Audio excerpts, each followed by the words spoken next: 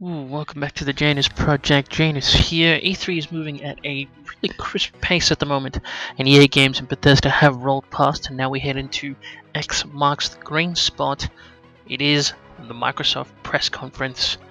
Now, the kickoff was with head of Xbox Phil Spencer speaking about the new hardware, the Xbox One S, a smaller version to its predecessor, boasting that it's slimmer, sleeker, 40% smaller, up to 2 terabytes hard disk drive space, integrated power supply inside the console, HDR gaming, 4K Ultra HD video, and Blu-ray.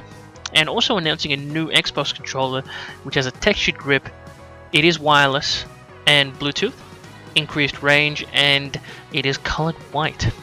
It's an interesting way to begin, I must say. It looked sleek, clean, gorgeous, and sharp. Real sharp. It was even priced at $299 USD, being released in August of this year. No idea how that translates to Australian currency though. With the first game of Gears of War 4, a tried and true method of a franchise that is certainly going to get some cash flowing. Now that's a weird opening to say, but what was shown to kick off the conference was a pretty chunky bit of Gears of War gameplay with Rod Ferguson, co-creator of Gears of War franchise and voice actress Laura Bailey. With the information of Gears of War, there was a mention of a new program called Xbox Play Anywhere, meaning that if you played on an Xbox One and saved your game, then you switched over to PC, the game will continue from where you left off. So this is quite revolutionary. It also adds no extra cost for the initiative, so players will not need to purchase the game twice. The save file is on Xbox servers. The game demo looked really good, but it felt just like the previous graphics of its predecessors. The demo ended with a confirmed image and voice of Marcus Phoenix. The game is set to release on October 11, 2016, but it is still an impressive kickoff. A new customized controller in the world of Gears of War is set to be released as the Xbox Elite Wireless Controller, which can be pre-ordered. Hardware introduced. It's rather interesting. Next up is Killer Instinct, a game that has gone from strength to strength, with it seasons of characters added that is always refreshing with new gameplay added into each season. Announced was a new character, Gears of War General Ram, and it is hinted that Killer Instinct will be coming to PC as a Windows 10 exclusive.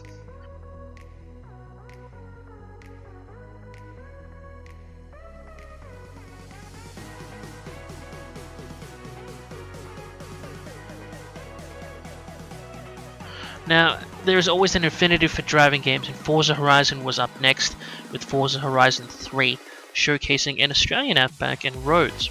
The graphics looked incredible, and the music was well thought to grab an immediate attention, especially mine. Forza is another franchise that has brought immense success to Xbox. The world gameplay demo consisted of 4 players, one on an Xbox One S, one on a high-end 4K Windows PC in a racing seat and a wheel, another on a PC but just with a wired controller, and lastly on an Xbox One. So all 4 were racing in their own individual races in the beginning of the demo, but by the end they were all integrated into the one game, racing each other, all from different hardware, looking seamlessly and done so easily at the touch of a button. Announced for the time is 4-player co-op gaming for the campaign, that is for the first time.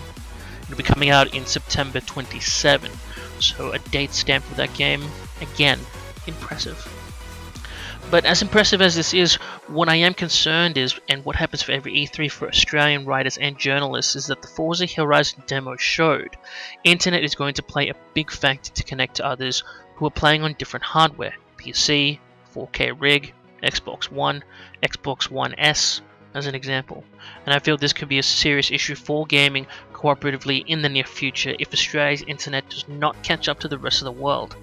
Though this could be said for all games, but we are in the Microsoft conference for the moment. It has been a while, but it was great to see some gameplay footage of Recall.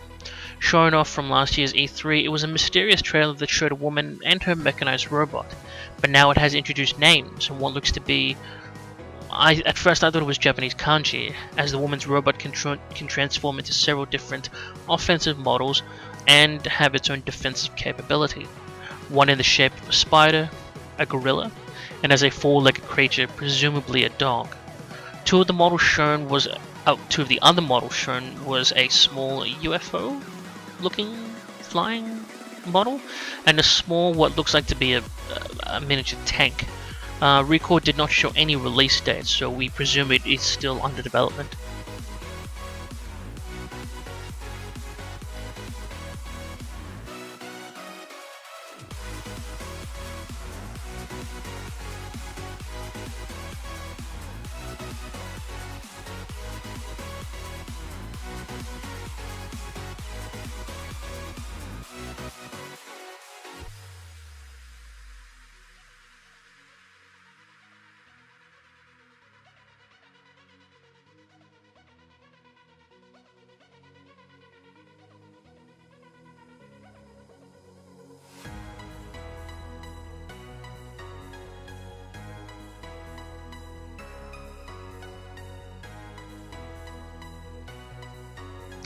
Up next was the FF15 by Square Enix, a world premiere showing of a demo exclusively, so they say, on the Xbox One.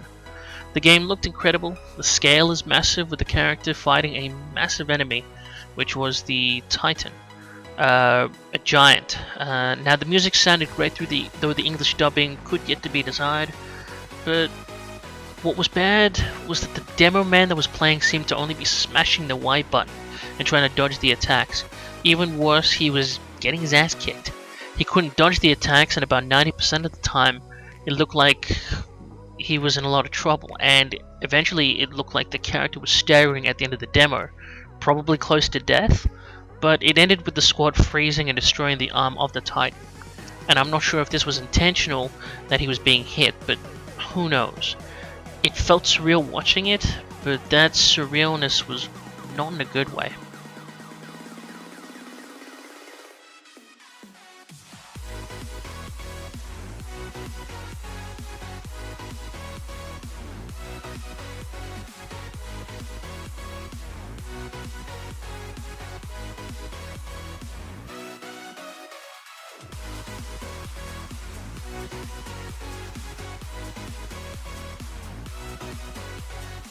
A new update for The Division starting June 28th of a new expansion which will showcase The Division Underground.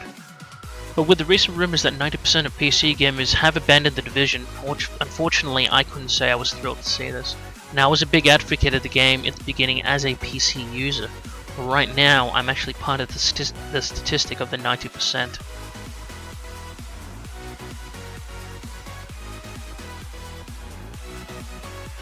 After The Division was Battlefield 1, talking about the B1 is going to be like, well, they refer it as B1. It was also announced that the game officially will release on October 21st, but as an Xbox holder or player, or through EA Access, players can actually play the game starting on October 13th.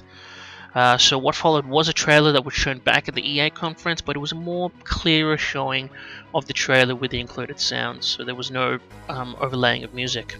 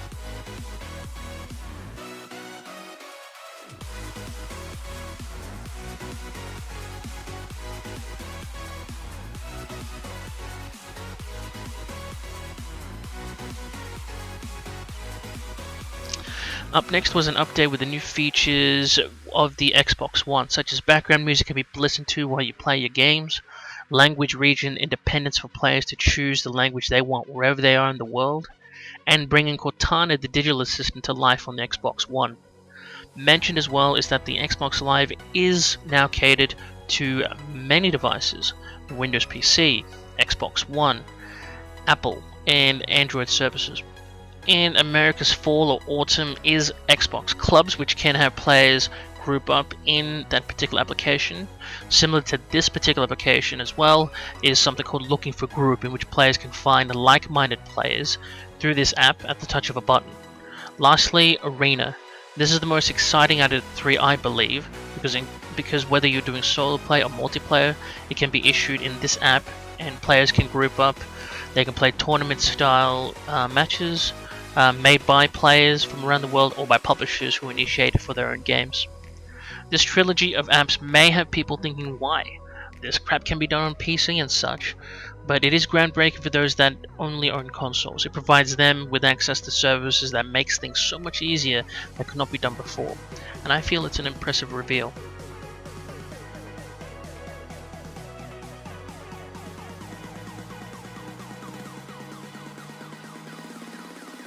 Up next is Minecraft. Now, Minecraft is a money-making machine. That is undeniable. But now with Xbox Live, players can play on iOS, which is Apple, Android, Windows 10. They can play online together and share their experiences in real time. It's actually called a friendly update, which will enable people to have dedicated servers for players to utilize, as well as present their own realm. A big surprise during the demo was John Carmack playing with an Oculus strapped to his face near a computer. This is actually the first proper demo with someone wearing the VR headset on stage in the conferences so far. Announces a texture pack for Windows 10, which enables players to change blocks into what the player wants. Add-ons enable players to change allies or enemies with weapons and their look. But I felt that it was a bit of a cheesy segment, but what they're offering outweighs the cheese in terms of content and enriching the experience of Minecraft, so it's a win-win situation.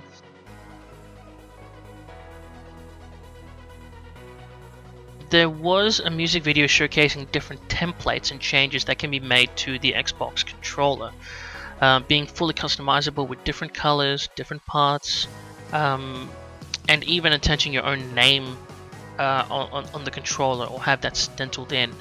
This is a really nifty feature, but what it lacked was no pricing, so I'm sure that will be shown in the near future.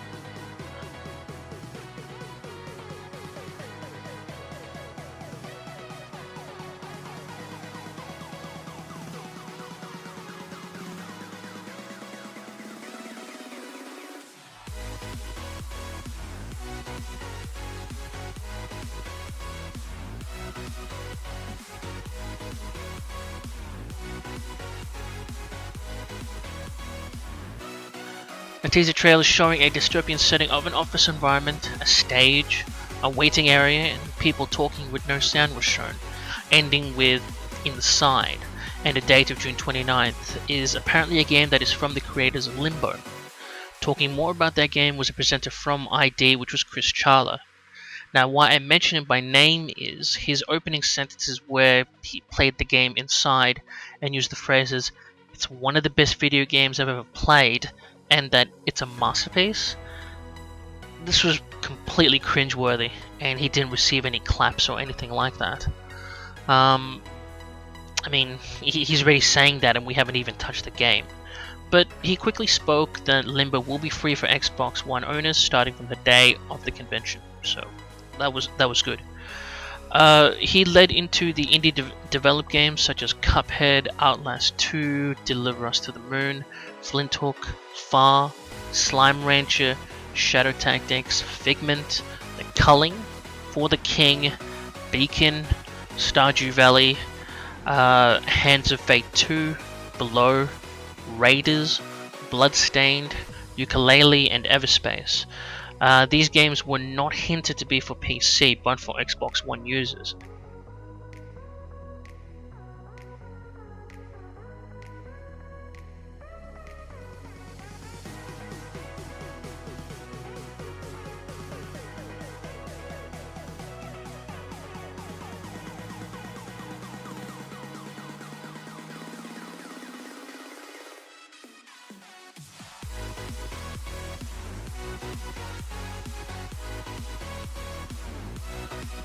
There is an offering for current ARC users if they have an Xbox One that they can actually get the game and play in Windows 10 for free. So that was another announcement. Creative director and founder of Compulsion Games, Guillaume Provost, showcased what his company was working on, called We Happy Few. This game is a standout for me with how the trailer was shown. The animation reminded me of Bioshock, but the trailer showcased a massive twist with the player not taking his joy pill, and at the end he was being chased, and he was being named as a downer. The music and voices felt like it was British 70s. It had that feel. It looked incredible. Reminded me a little bit of Bioshock, but still it looked had its own feel. Though not announced, it was highlighted it would be released first. The first console would be on Xbox.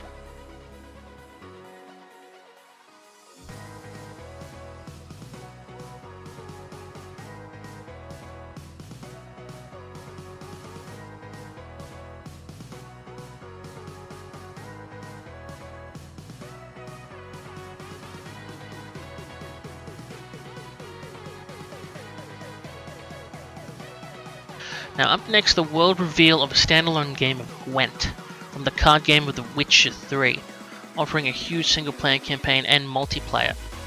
Gwent is a unique card game. It's not and should not be compared to Hearthstone, but the demo that was shown was exciting to see that innate cards played would show in animation.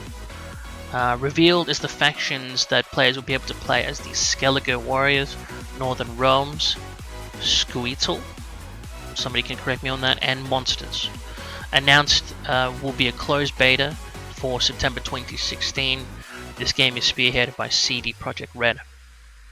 Now, coming after Gwent was a heavily CG'd beginning demo of Tekken 7. Fighting was Heihachi Mishima and newcomer Akuma from the Street Fighter series. Though as the demo continued, it showed live gameplay by game director Harada-san on an Xbox One controller. Showing each character's special moves, it was coupled with great music and an estimated release date of early 2017. It seems to be promised that there will be a seamless story mode mixed with cinematics and gameplay as it was showcased. This is actually unprecedented, as predecessors of the Tekken franchise never had that. During the week of E3, Bandai Namco is giving Tekken Tag Tournament 2 free for Xbox Live Gold members and backward compatibility machines. Now, I love this segment and I've been waiting eagerly for the next Tekken 7, though I felt that the demo was quite focused on Akuma rather than Heihachi, but that's just a small gripe. Up next was Dead Rising 4, a nice demo trailer that showed what it could be offering, with Frank coming back and an estimated release date of later this year in 2016. What I didn't like about this reveal was it barely showed the trailer in full screen. I was watching through IGN, and for some reason the cameras just kept switching out of it, and I didn't really get to see the close-ups, and I believe a lot of millions around the world didn't see that as well. So it actually completely turned me off for several seconds about the whole game, but it is still promising to bring in a lot of that wackiness that was like the earlier Dead Rising games.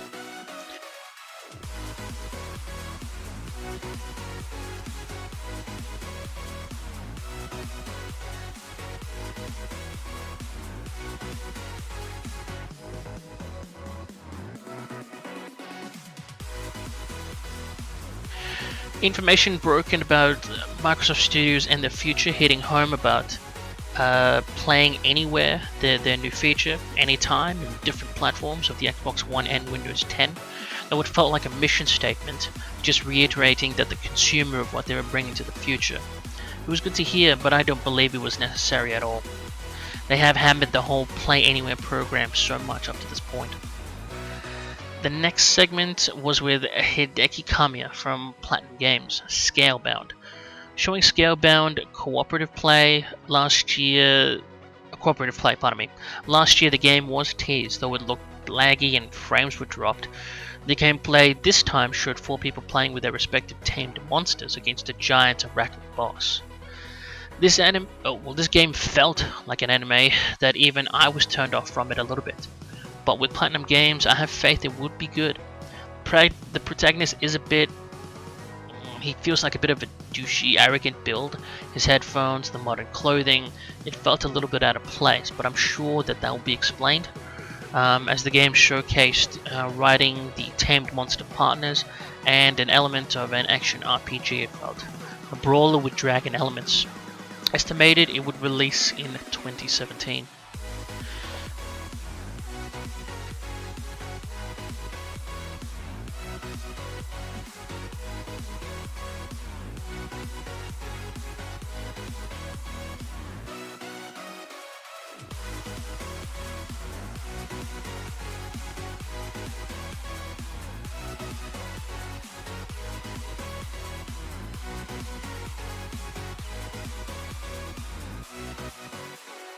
Who doesn't love pirates? Sea of Thieves was next shown with CGI and multiplayer gameplay.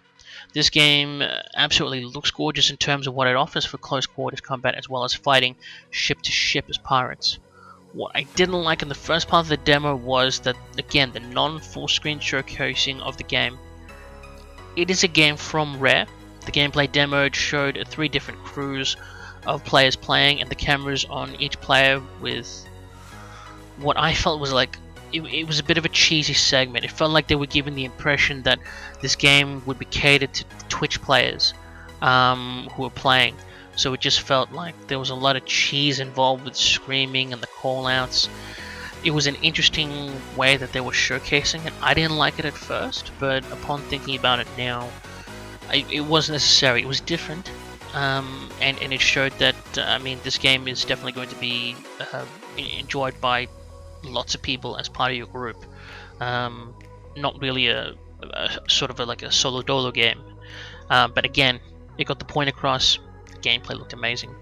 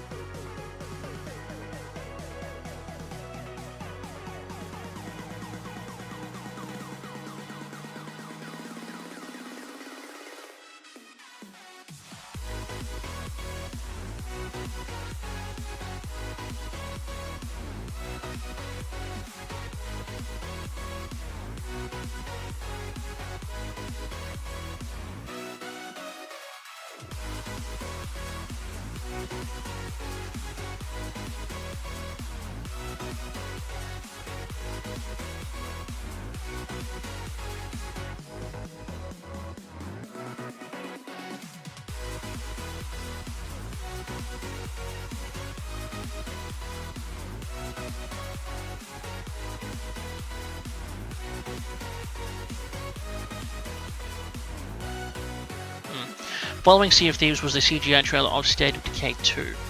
It gave the impression that the game is pushing the cooperative element, but no release date was shown. But the gameplay still looked pretty interesting, with survival horror.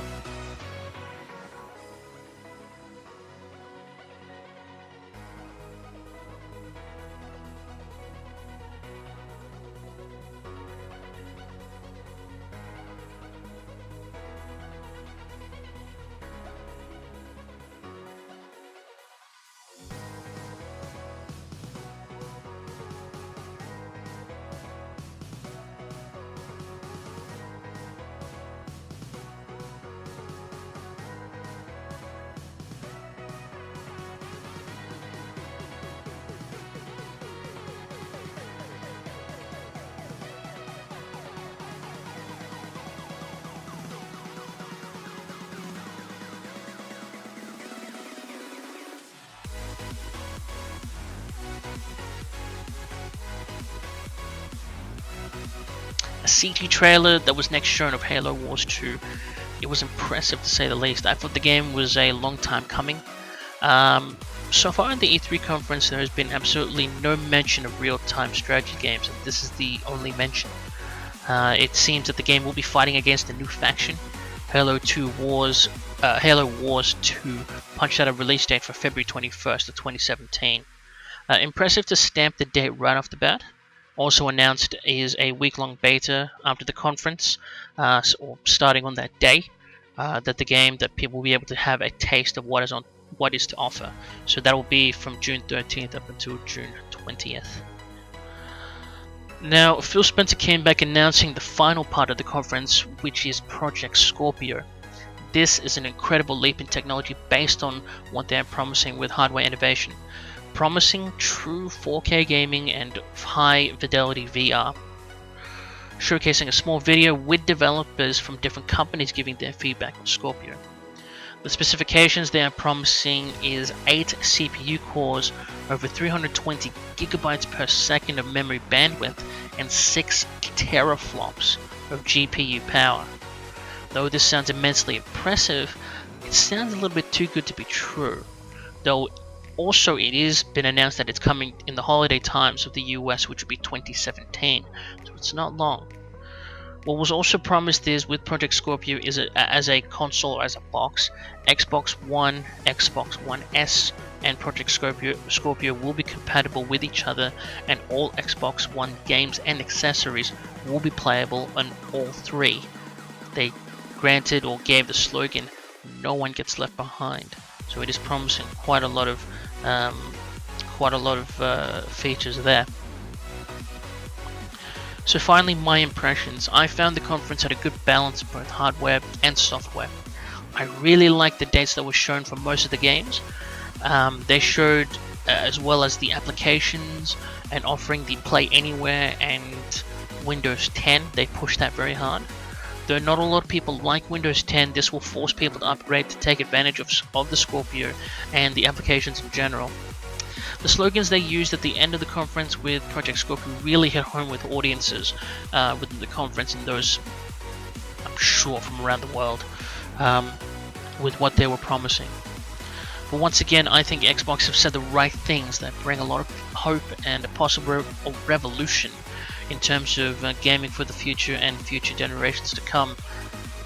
And that is all thanks to Project Scorpio.